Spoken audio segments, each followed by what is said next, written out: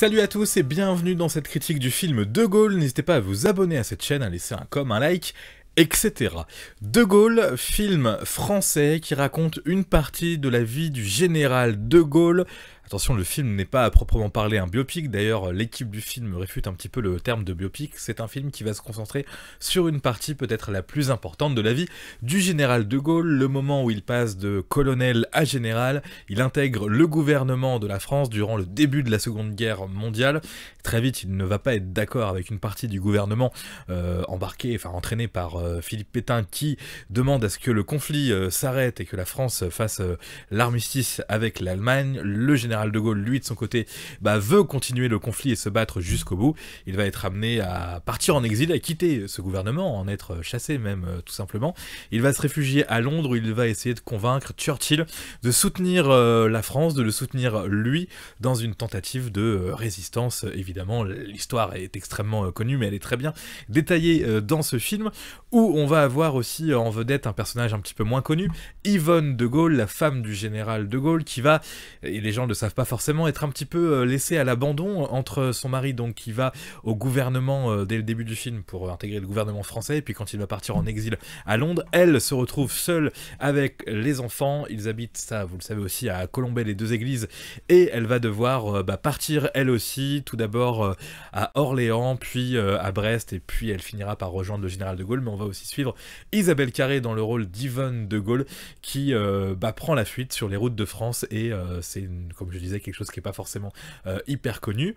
Donc Isabelle Carré, excellente en Yvonne de Gaulle, personnage dont on a du mal à avoir une incarnation. On ne sait pas vraiment finalement à quoi elle ressemble, ni même quelle voix elle a. Donc Isabelle Carré, qui est très neutre, qui est très très bien, nous fait une très très bonne Yvonne de Gaulle. Quant à Lambert Wilson, alors on aime ou on n'aime pas Lambert Wilson, mais là la transformation est franchement assez bien faite. 2 heures de maquillage tous les jours sur le tournage. Ils disent toujours ça, ils disent toujours 2 heures de maquillage quand il y a transformation physique, mais en tout cas oui, il y a vraiment quelque chose entre Lambert Wilson et le général de Gaulle, même dans la voix, et puis dans cette façon qu'a le général de Gaulle d'avoir parfois aucune émotion. C'est un homme très droit, très... Enfin voilà, c'est le général de Gaulle, et Lambert Wilson retranscrit tout ça extrêmement bien. Donc ce film, qui n'est pas un biopic, qui est un film historique, raconte superbement cette histoire qui mérite d'être connue entre le général de Gaulle, son exil, ce qu'il se passe pour sa femme, et puis ça se termine évidemment avec l'appel du 18 juin sur la radio anglaise,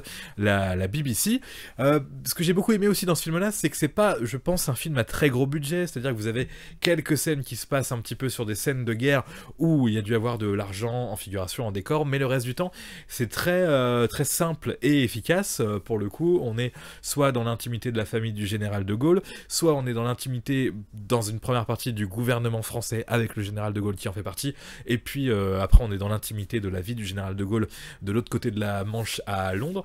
Donc voilà, il y a on n'a pas mis énormément d'argent dans des décors ou ce genre de choses, mais c'était pas la peine finalement. Ça raconte bien l'histoire comme ça. Après il y a d'autres scènes aussi un petit peu en extérieur où on voit la fuite d'Yvonne de Gaulle, mais c'est assez intelligent, c'est assez raisonnable dans les moyens utilisés, et puis ça retranscrit plutôt bien l'histoire. J'ai vu que certaines personnes disaient voilà, c'est très bien pour ceux qui passent des examens en fin d'année d'aller voir ce film, puisqu'il y a beaucoup de réalité historique à l'intérieur et peu de choses romancées finalement.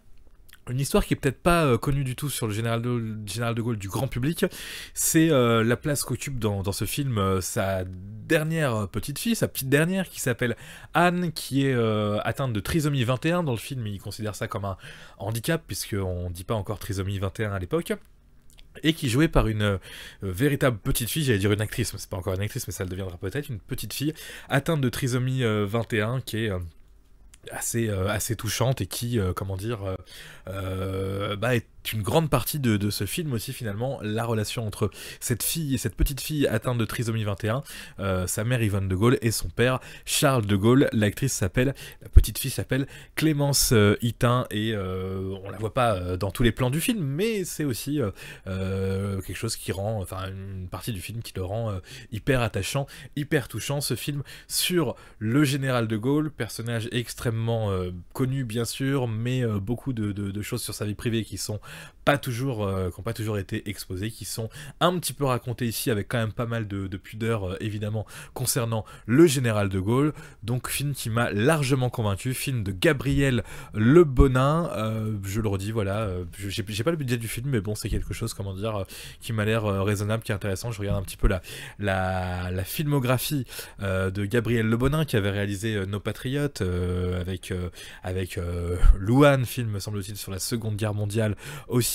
Il a réalisé un film sur la guerre d'Algérie. Donc voilà, finalement, ce réalisateur que je ne connaissais pas extrêmement bien, connaît largement ce sujet pour avoir réalisé aussi un documentaire sur la 5ème République pour le service public, ou encore un documentaire, alors ça c'est un petit peu différent, sur l'actuel ministre de l'économie, Bruno Le Maire. Merci à tous d'avoir suivi cette vidéo sur le film De Gaulle, une petite critique, film que vous pourrez voir, j'imagine, enfin pas en replay, en vidéo à la demande, en VOD ou en DVD, que l'on peut classer quand même si c'est pas un biopic, on peut le classer dans la catégorie film historique français, plutôt intéressant, plutôt bien fait. Encore bravo Lambert Wilson, Isabelle Carré et tous ceux qui ont contribué à fabriquer ce film De Gaulle.